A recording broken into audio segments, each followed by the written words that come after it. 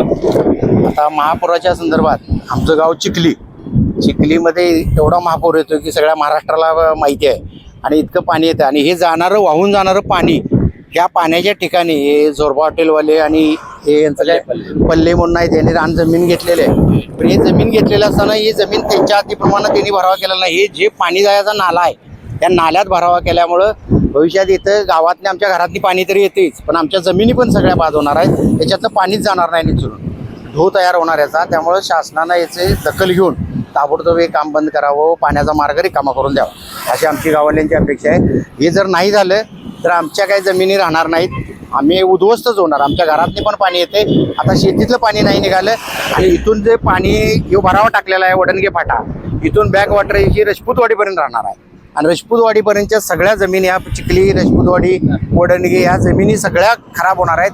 आलेली पिकं सगळं नुकसान होऊन त्याची कुजून जाणार आहे. त्यामुळे शासनाने याची गांभीर्यानं दखल घ्यायला पाहिजे आणि त्याच्यापेक्षा जे शासन आता जे आहे तहसीलदार प्रांत कलेक्टर यांना कुठल्याही प्रकारचं लाईट परमिशन पाणी परवाना कुठलाही सुविधा द्यायला नसायला पाहिजे.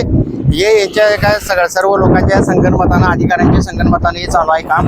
हे ताबडतोब थांबवावं. नाही थांबवलं तर आम्ही सर्व ग्रामस्थ मिळून केरली रजपूतवाडी रस्ता रोको आंदोलन करून हे सगळं उद्ध्वस्त करून टाकू.